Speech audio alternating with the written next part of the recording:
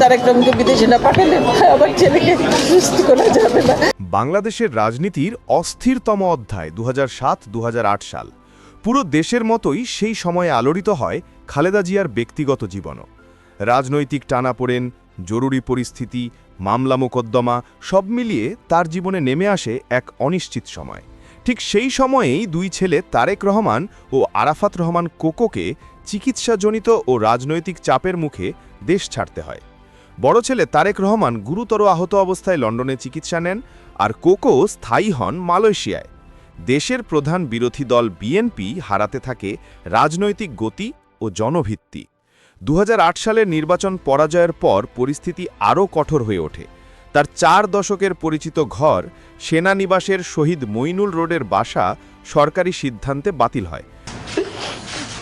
তারা জবরদস্তি ধাক্কা মেরে আমাকে বাড়ি থেকে বের করেছে। 2010 সালের 13ই নভেম্বর সেই বাড়ি থেকে উচ্ছেদের দৃশ্যটি শুধু একটি বাসা হারানোর গল্প ছিল না, এটি ছিল একজন রাজনীতিকের জীবনের গভীর আঘাতের প্রতীক।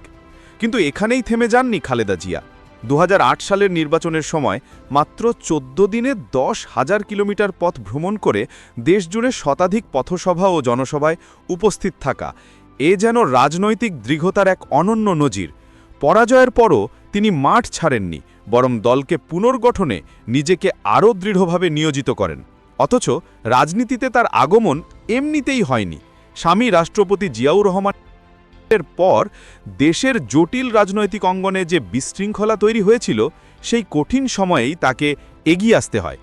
সামরিক শাসনের চাপ, দল ভেঙে যাওয়ার হুমকি, সঙ্গে ব্যক্তিগত ট্র্যাজেডি সবকিছুই পেরিয়ে তিনি হয়ে ওঠেন বিরোধী আন্দোলনের প্রধান মুখ। 80-র দশকের গণতান্ত্রিক আন্দোলনে তিনি ছিলেন সাহসী নেতৃত্বের প্রতীক। এরশাদের শাসনামলে 3 দফা গ্রেপ্তার হওয়া তার দৃঢ়তার স্পষ্ট প্রমাণ। সেই আন্দোলনের বিজয় গাথাই 1991 সালে নিয়ে আসে দেশের প্রথম নারী প্রধানমন্ত্রীর দায়িত্ব। 1991 সালের নির্বাচনে একসঙ্গে 5টি আসনে জয়, ফেনী 1, বগুড়া 7, ঢাকা 5, ঢাকা 9 ও চট্টগ্রাম 8 তাকে রাজনীতির ইতিহাসে নতুন উচ্চতায় পৌঁছে দেয়।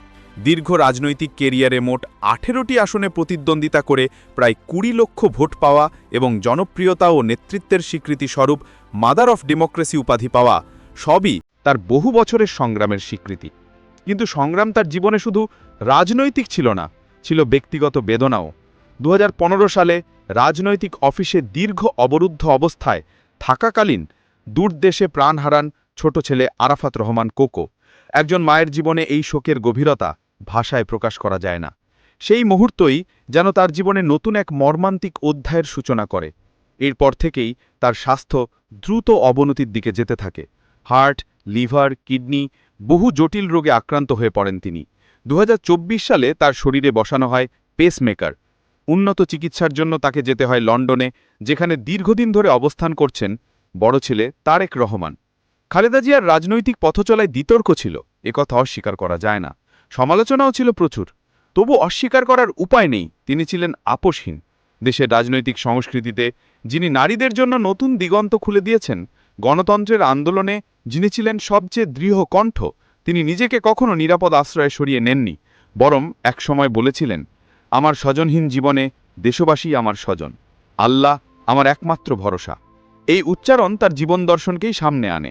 ব্যক্তিগত দুঃখ, পরিবার হারানোর বেদনা, রাজনীতির কঠিন আঘাত সবকিছুর কেন্দ্রে তার নিজের দেশকে রেখেই তিনি পথ হেঁটেছেন।